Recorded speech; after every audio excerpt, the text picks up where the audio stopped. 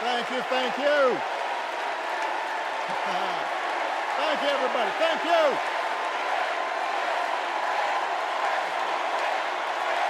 Thank you. Thank you. All right. That's enough. Thank you. Chicago, it's good to be home. It is good to be home, and I don't know about you, but I'm feeling fired up.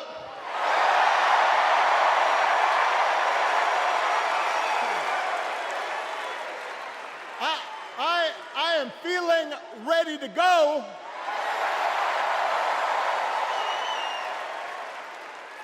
Even if I am the only person stupid enough to speak after Michelle Obama.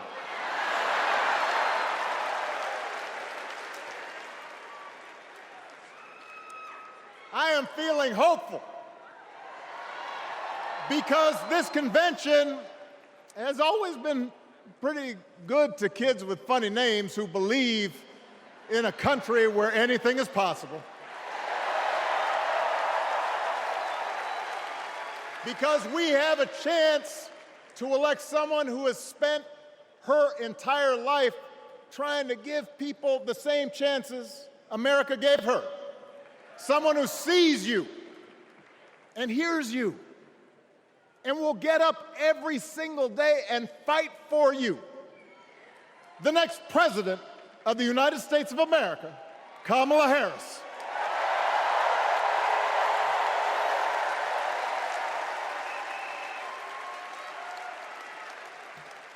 It's been 16 years since I had the honor of accepting this party's nomination for president. And I know that's hard to believe because I have not aged a bit. But it's true. And looking back, I can say without question that my first big decision as your nominee turned out to be one of my best. And that was asking Joe Biden to serve by my side as vice president.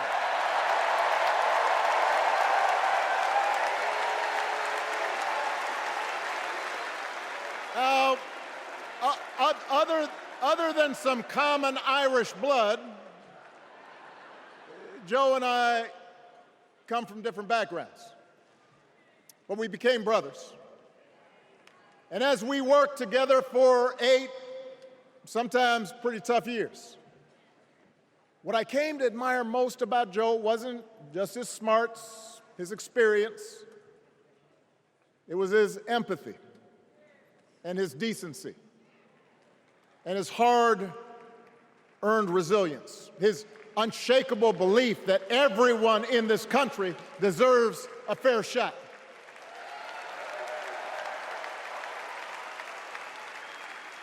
And over the last 4 years, those are the values America has needed most. At a time when millions of our fellow citizens were sick and dying, we needed a leader with the character to put politics aside and do what was right. At a time when our economy was reeling, we needed a leader with the determination to drive what would become the world's strongest recovery. 15 million jobs, higher wages, lower health care costs. At a time when the other party had turned into a cult of personality, we needed a leader who was steady and brought people together and was selfless enough to do the rarest thing there is in politics, putting his own ambition aside for the sake of the country.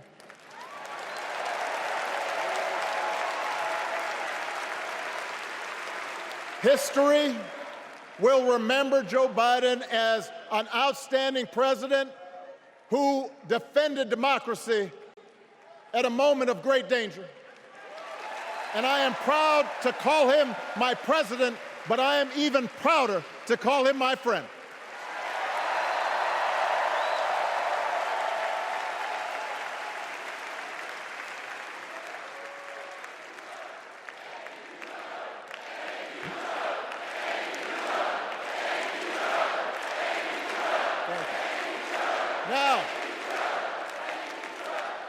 The torch has been passed. Now it is up to all of us to fight for the America we believe in. And make no mistake, it will be a fight. For all the incredible energy we've been able to generate over the last few weeks, for all the rallies and the memes, this will still be a tight race in a closely divided country. A country where too many Americans are still struggling, where a lot of Americans don't believe government can help. And as we gather here tonight, the people who will decide this election are asking a very simple question. Who will fight for me? Who's thinking about my future, about my children's future, about our future together? One thing is for certain, Donald Trump is not losing sleep over that question.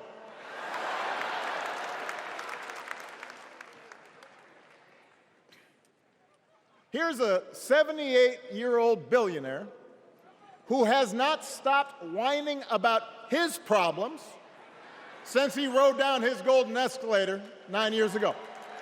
It has been a constant stream of gripes and grievances that's actually been getting worse now that he's afraid of losing to Kamala. There's the childish nicknames, the crazy conspiracy theories, this weird obsession with crowd sizes.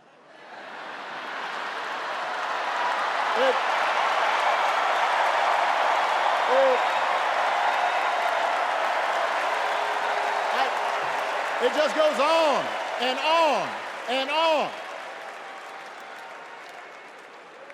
The other day I heard someone compare Trump to the neighbor who keeps running his leaf blower outside your window every minute of every day.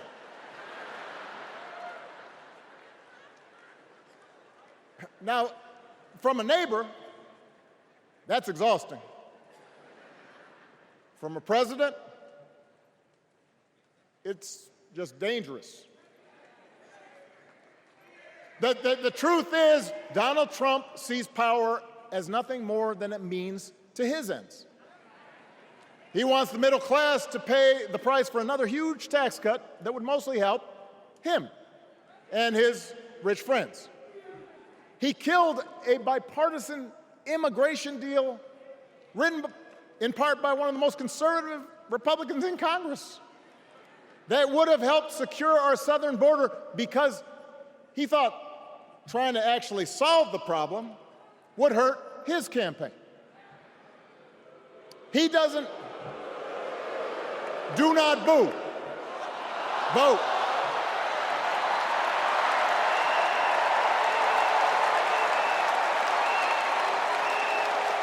He doesn't seem to care if more women lose their reproductive freedom since it won't affect his life. And most of all, Donald Trump wants us to think that this country is hopelessly divided between us and them, between the real Americans, who of course support him, and the outsiders who don't. And he wants you to think that you'll be richer and safer if you will just give him the power to put those other people back in their place. It is one of the oldest tricks in politics from a guy whose act has, let's face it, gotten pretty stale. We do not need 4 more years of bluster and bumbling and chaos. We have seen that movie before, and we all know that the sequel is usually worse.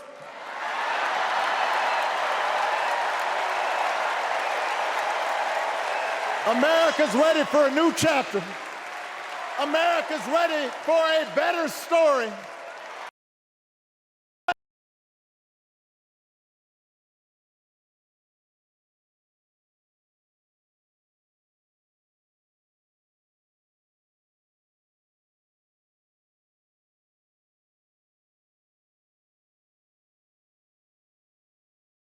person who has spent her life fighting on behalf of people who need a voice and a champion. As you heard from Michelle, Kamala was not born into privilege. She had to work for what she's got. And she actually cares about what other people are going through. She's not the neighbor running the leaf blower. She's the neighbor rushing over to help when you need a hand. As a prosecutor, Kamala stood up for children who had been victims of sexual abuse. As an attorney general of the most populous state in the country, she fought big banks and for-profit colleges, securing billions of dollars for the people they had scammed. After the home mortgage crisis, she pushed me and my administration hard to make sure homeowners got a fair settlement. Didn't matter that I was a Democrat. Didn't matter that she had knocked on doors for my campaign in Iowa. She was going to fight to get as much relief as possible for the families who deserved it.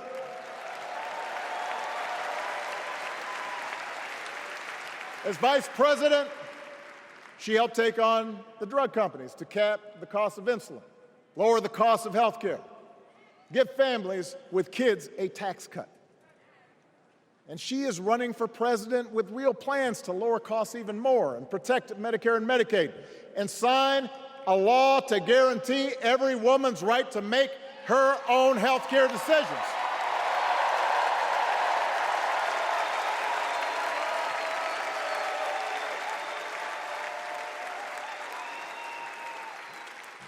In other words, Kamala Harris won't be focused on her problems. She'll be focused on yours.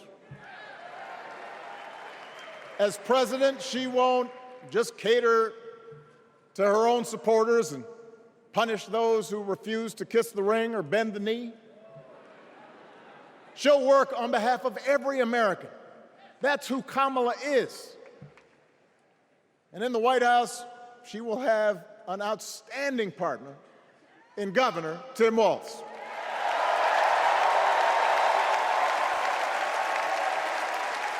Let me tell you something. Let me tell you something. I love this guy. Tim is the kind of person who should be in politics. Born in a small town, served his country, taught kids, coached football, took care of his neighbors. He knows who he is, and he knows what's important. You can tell those flannel shirts he wears don't come from some political consultant.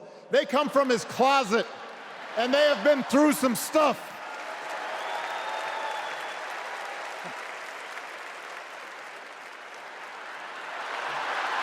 They have been through some stuff.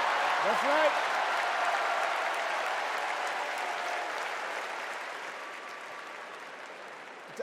Together, Kamala and Tim have kept faith with America's central story. A story that says we are all created equal. All of us endowed with certain inalienable rights, that everyone deserves a chance, that even when we don't agree with each other, we can find a way to live with each other. That's Kamala's vision. That's Tim's vision. That's the Democratic Party's vision. And our job over the next 11 weeks is to convince as many people as possible to vote for that vision. Now, it won't be easy.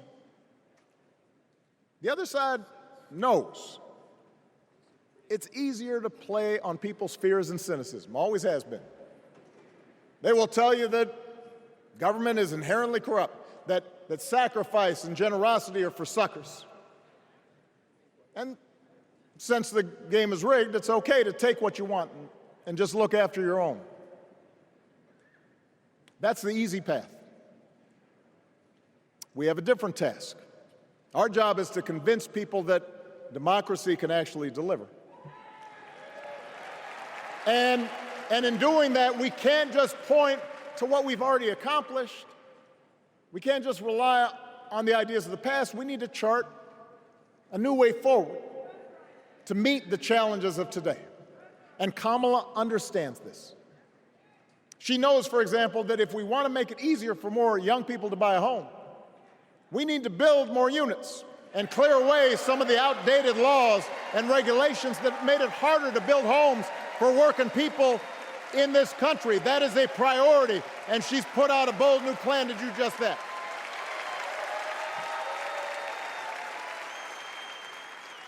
On health care, we should all be proud of the enormous progress that we've made through the Affordable Care Act, providing millions of people access to affordable coverage, protecting millions more from unscrupulous insurance practices. I noticed, by the way, that since it's become popular, they don't call it Obamacare no more.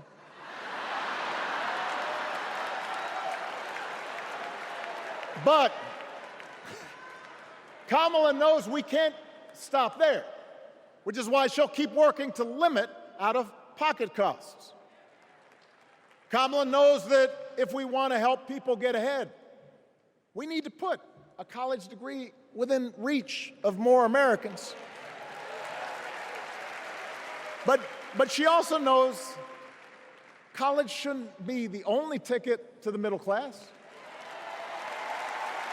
We need to follow the lead of governors like Tim Walz, who said, if you've got the skills and the drive, you shouldn't need a degree to work for state government. And in this new economy, we need a president who actually cares about the millions of people all across this country who wake up every single day to do the essential, often thankless work, to care for our sick, to clean our streets, to deliver our packages. We need a president who will stand up for their right to bargain for better wages and working conditions. And Kamala will be that president.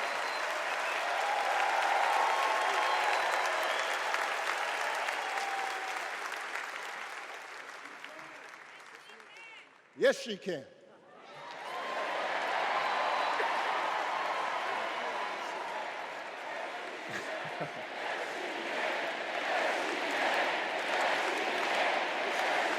Yes, she can. A Harris-Walz administration can help us move past some of the tired old debates that keep stifling progress. Because at their core, Kamala and Tim understand that when everybody gets a fair shot, we are all better off. They understand that when every child gets a good education, the whole economy gets stronger. When women are paid the same as men for doing the same job, all families benefit.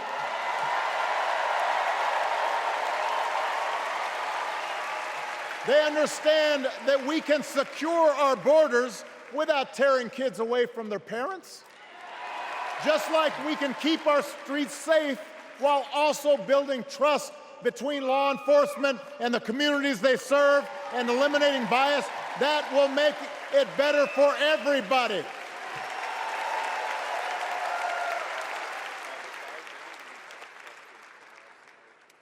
Donald Trump and his well-heeled donors, they don't see the world that way. For them, one group's gains is necessarily another group's loss.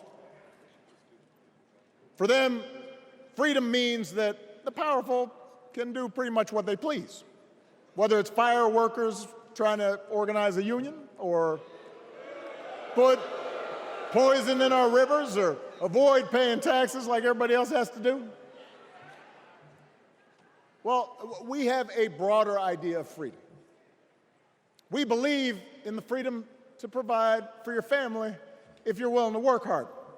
The freedom to breathe clean air and drink clean water and send your kids to school without worrying if they'll come home. We believe that true freedom gives each of us the right to make decisions about our own life, how we worship, what our family looks like, how many kids we have, who we marry. And we believe that freedom requires us to recognize that other people have the freedom to make choices that are different than ours. That's okay.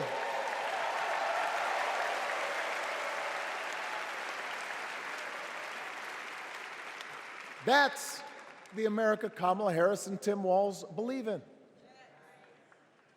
An America where we, the people, includes everyone. Because that's the only way this American experiment works.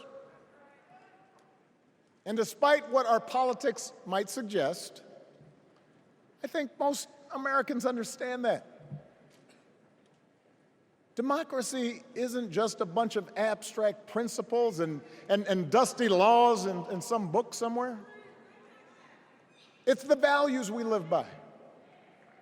It's the way we treat each other, including those who don't look like us, or pray like us, or see the world exactly like we do.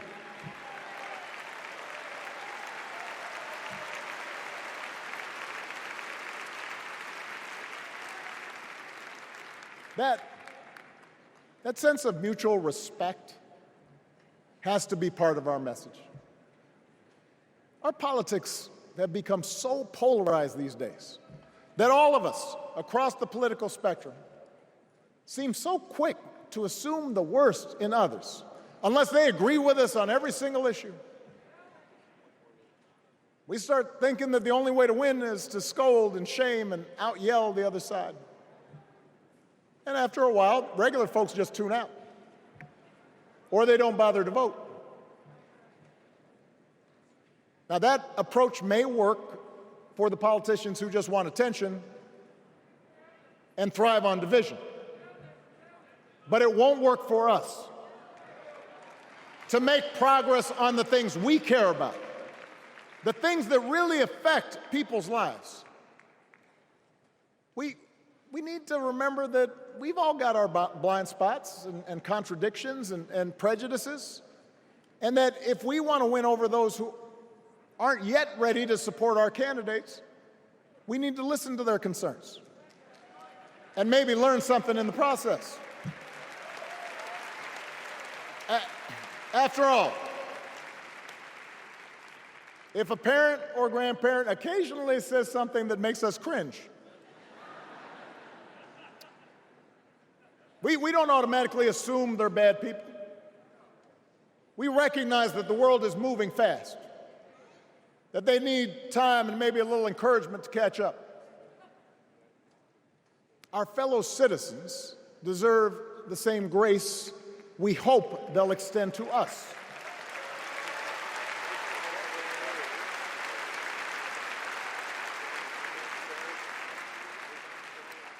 That's how we can build a true democratic majority, one that can get things done. And by the way, that does not just matter to the people in this country. The rest of the world is watching to see if we can actually pull this off.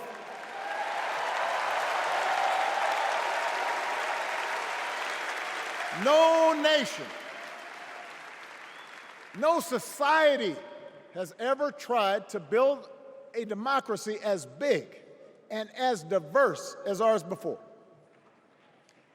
One that includes people that over decades have come from every corner of the globe. One where our allegiances and our community are defined not by race or blood, but by a common creed.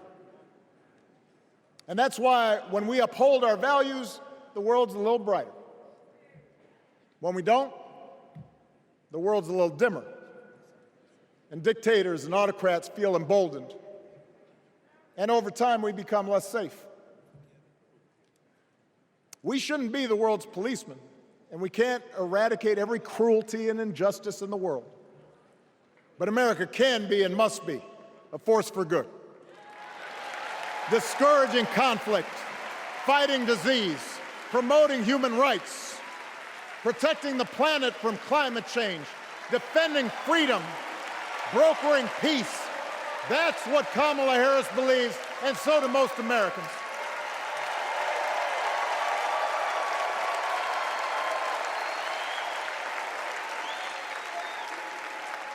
Uh,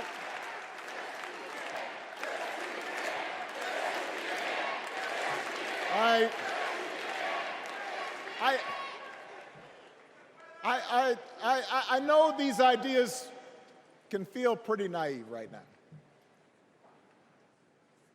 We live in a time of such confusion and rancor, with a culture that puts a premium on things that don't last. Money, fame, status, likes. We chase the approval of strangers on our phones.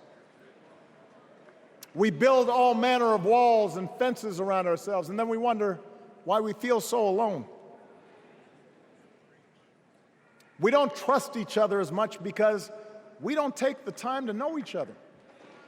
And in that space between us, politicians and algorithms teach us to caricature each other and troll each other and fear each other. But here's the good news, Chicago. All across America, in big cities and small towns, away from all the noise, the ties that bind us together are still there. We still coach Little League and look out for our elderly neighbors. We still feed the hungry in churches and mosques and synagogues and temples. We share the same pride when our Olympic athletes compete for the gold. Because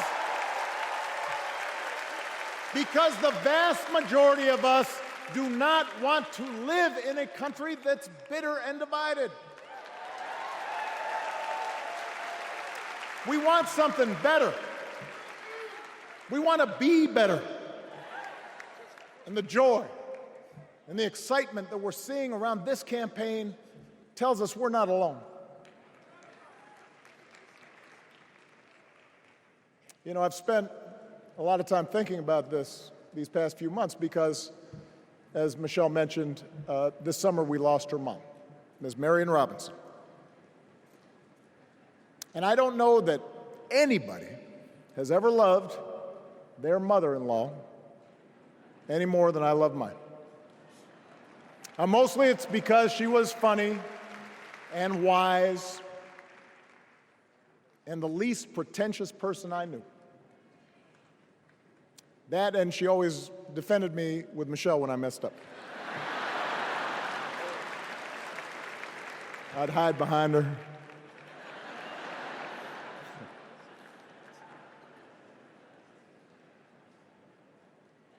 But I also think one of the reasons Mary and I became so close was she reminded me of my grandmother, the woman who helped raise me as a child.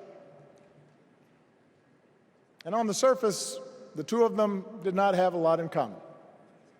One was a black woman from right here, south side of Chicago, right down the way. Went to Englewood High School.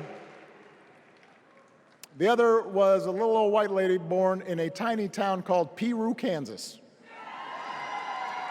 Now, I know there aren't that many people from Peru. And yet they shared a basic outlook on life. They were strong, smart, resourceful women, full of common sense, who, regardless of the barriers they encountered, and women growing up in the 40s and 50s and 60s, they encountered barriers. They still went about their business without fuss or complaint and provided an unshakable foundation of love for their children and their grandchildren. In that sense, they both represented an entire generation of working people who, through war and depression, discrimination and limited opportunity, helped build this country. A lot of them toiled every day at jobs that were often too small for them and didn't pay a lot. They willingly went without just to keep a roof over their families' heads, just to give their children something better. But they knew what was true. They knew what mattered. Things like honesty and integrity, kindness and hard work. They weren't impressed with braggarts or bullies. They didn't think putting other people down lifted you up or made you strong. They didn't spend a lot of time obsessing about what they didn't have. Instead, they appreciated what they did. They found pleasure in simple things: a card game with friends, a good meal, and laughter around the kitchen table, helping others, and most of all, seeing their children do things and go places that they would have never imagined for themselves.